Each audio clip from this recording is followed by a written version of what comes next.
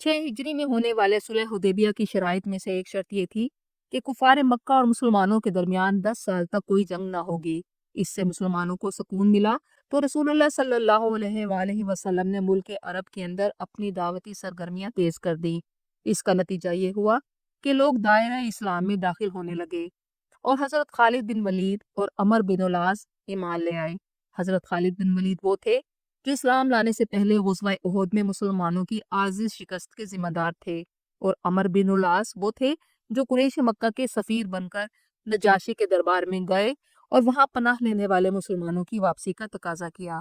जब ये दोनों ईमान ले आए तो रसूलुल्लाह सल्लल्लाहु अलैहि वसल्लम ने सहाबा से फरमाया कि मक्का ने अपने जिगर गोशे तुम्हारे कदमों में डाल दिए। आहिस्ता आहिस्ता इस्लाम फैलता गया। रसूलुल्लाह सल्लल्लाहु अलैहि वसल्लम ने अरब से बाहर भी दावत इस्लाम के खतूत अरसाल फरमाए। आपने हजरत हारिस बिन उमैर रजी अल्लाह अन्हु को खत देकर गस्सानी कबीले की तरफ भेजा। गस्सानी रियासत अरब और रोमन एम्पायर के दरमियान थी और कैसर रूम की मातहत थी। रियासत के हुक्मरान ने कासिद रसूल को शहीद कर दिया और सफीर का कत्ल एक ऐलान जंग था। रसूलुल्लाह सल्लल्लाहु अलैहि वसल्लम को जब पता चला तो आपने उनके खून के कसास के लिए 3,000 का लश्कर तैयार करके शाम की तरफ भेजा। ये उस वक्त तक मुसलमानों की सबसे बड़ी फौज थी। रोमन एम्पायर उस वक्त की सुपर पावर थी और इससे पहले अरबों और रोमन एम्पायर के दरमियान कोई झड़प न हुई थी। इस जंग के लिए आप सल्लल्लाहु अलैहि वसल्लम ने 3 कमांडर्स मुकर्रर फरमाए। लश्कर रवाना करते हुए आपने फरमाया, अगर दुश्मन से लड़ते हुए हजरत जैद बिन हारसा शहीद हो जाएं तो लश्कर इस्लाम हजरत जाफिर बिन अबी तालिब की ज़ेरे क़यादत लड़े। अगर वो भी शहीद हो जाए तो इस्लामी फौज की क़यादत हजरत अब्दुल्ला बिन रवाहा संभाल ले। अगर वो भी खाली के हकीकी से जा मिले तो मुसलमान जिसे चाहें सालार लश्कर चुन लें। रसूलुल्लाह सल्लल्लाहु अलैहि वसल्लम फौज को रवाना करते हुए इसके साथ मदीना से बाहर खुद तशरीफ लेकर गए और हदायत दी कि रास्ते में जो कबाइल आए उन्हें इस्लाम की दावत दी जाए। दूसरी तरफ गस्सान हुक्मरान को इस्लामी लश्कर की आमद का पता चला तो उसने तकरीबन 1 लाख की फौज तैयार कर ली और कैसर रोम हरकल भी एक बहुत बड़ी फौज लेकर गस्सानियों के दारुल हुकूमत बसरा के पास मौजूद था, ताकि अगर गस्सानी शिकस्त खाएं तो उनकी मदद के लिए अपनी फौज लेकर पहुंच जाए। इस्लामी लश्कर जब मोता के करीब पहुंचा तो उसे दुश्मन की इतनी बड़ी तादाद और वसी पैमाने पर जंगी तैयारियों का पता चला। सूरत हाल की संगीनी को देखते हुए बाज़ सहाबा ने मशवरा दिया कि नबी करीम सल्लल्लाहु अलैहि वसल्लम को हालात से आगाह करके मदीना इमदाद की दरख्वास्त की जाए। इस मौके पर हजरत अब्दुल्ला बिन रवाहा ने मुसलमानों को मुखातिब करके कहा, ए लोगो, हमें दुश्मन की तादाद की क्या परवाह। हमारी तो ये दिली ख्वाहिश है कि अल्लाह के दीन की खातिर अपनी जानें कुर्बान कर दें और शहादत का दर्जा पाएं। हमारा भरोसा तो सिर्फ अल्लाह पर है। उठो, अल्लाह का नाम लो और 2 कामयाबियों, फतह या शहादत में से एक हासिल कर लो। हजरत अब्दुल्ला बिन रवाहा की तकरीर सुनकर मुजाहिदीन दुश्मन पर टूट पड़े। एक तरफ 3,000 मुसलमान थे तो दूसरी तरफ बेहतरीन जंगी साजो सामान के साथ 1 से 2 लाख तक रूमी और ईसाई फौजी मौजूद थे। हजरत जैद बिन हारिस रजी अल्लाह अन्हु ने सफेद इस्लामी परचम थाम कर दुश्मन पर भरपूर हमला किया और मैदान जंग में बहादुरी से लड़ते हुए शहीद हो गए। हजरत जैद की शहादत के बाद हजरत जाफिर बिन अबी तालिब ने झंडा संभाला और रूमी फौज पर जबरदस्त हमला किया। वो घोड़े से उतरकर दुश्मन की सफों में घुस गए और तन तनहा कई रूमी फौजियों को जहन्नुम वासिल किया। मगर मुश्किल ये थी कि कुफार की तादाद बहुत ज्यादा थी। उनका एक सिपाही मरता तो उसकी जगह 10 ताजा दम सिपाही मुकाबले पर आ जाते। हजरत जाफिर बिन अबी तालिब बहादुरी की नई तारीख रकम कर रहे थे कि एक रूमी फौजी ने अचानक हमला करके आपका दायां बाजू शहीद कर दिया। उन्होंने इस्लामी परचम को दूसरे हाथ में लिया। जब दूसरा हाथ भी काट दिया तो उन्होंने परचम को अपने बाजू और सीने से चिमटा लिया ताकि इस्लामी फौज का झंडा नीचे न गिरे। आखिरकार दुश्मन ने उन पर नेज़ों और तलवारों से हमला करके शहीद कर दिया। जब वो शहीद हुए तो कहा जाता है कि इनके जिस्म पर 80 से ज्यादा जख्म थे और कोई भी जख्म पीठ पर न था। हजरत जाफिर रजी अल्लाह अन्हु की शहादत के बाद हजरत अब्दुल्ला बिन रवाहा ने इस्लामी फौज की क़यादत संभाली और दुश्मन पर ऐसे वार किए कि जो सामने आया जान से हाथ धो बैठा। दुश्मन दूर से तीर और बर्छियों से वार करने लगा। एक दुश्मन की फेंकी हुई बर्छी आपके सीने में लगी और आपकी आरज़ुए शहादत भी पूरी हो गई।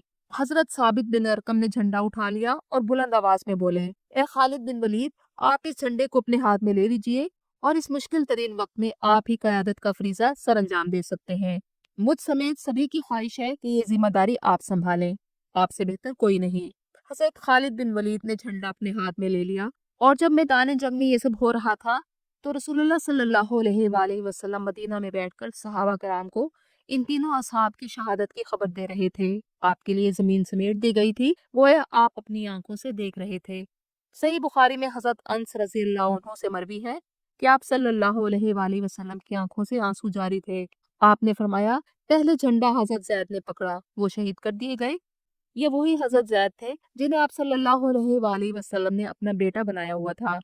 پھر حضرت جعفر بن ابی طالب جو حضرت علی رضی اللہ عنہ کے بھائی تھے، اور جن کے بارے میں بخاری میں آتا ہے کہ ان کے 2 بازو کٹ گئے تو اللہ نے انہیں 2 پر عطا کر دیے، اور رسول پاک فرماتے ہیں کہ میں نے انہیں جنت میں اڑتے دیکھا، اسی وجہ سے انہیں جعفر طیار کہا جاتا تھا۔ نجاشی کے دربار میں آپ نے سورۃ مریم کی تلاوت کی تھی۔ پھر آپ صلی اللہ علیہ وآلہ وسلم نے فرمایا کہ اب جعفر کو شہید کر دیا گیا، اور عبداللہ بن رواحہ نے پرچم سنبھال لیا اور پھر انہیں بھی شہید کر دیا گیا۔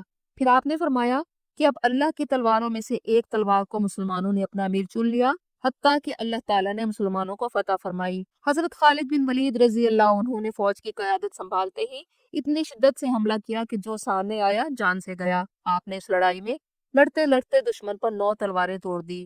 یہ مسلمانوں کی طرف سے آپ کی پہلی لڑائی تھی۔ لڑائی کے دوسرے دن حضرت خالد بن ولید نے ایک حیرت انگیز جنگی چال چلی۔ آپ نے رات کے وقت مجاہدین کی ترتیب بدل دی۔ پہلے روز جو مجاہد اگلی صفوں میں لڑ رہے تھے انہیں پیچھے لے گئے، دونوں بازوں پر لڑنے والے سپاہیوں کو بھی بدل دیا، اور چند گھڑ سواروں کو کہا کہ وہ اسلامی فوج کے آخر میں بس گھوڑے دوڑا کر گرد و غبار اڑاتے رہیں۔